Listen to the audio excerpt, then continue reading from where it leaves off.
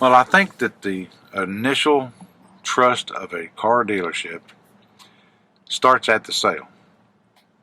And the first time that if you do have problems, is whenever you have to take it in for service.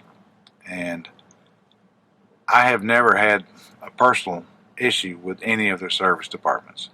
The service department has always treated me with respect. They treated me as if I was part of their family. Whenever something's wrong, I call Connie and I say, dude, the truck is doing this, or I've got a problem with this. And he says, well, bring it on in. We'll get you into service and get it out of there as quick as we can. And I take it in, usually same day pickup. Sometimes there's been some problems where they had to leave it over because they had to order something from another manufacturer to replace, and it's just something they didn't have in stock.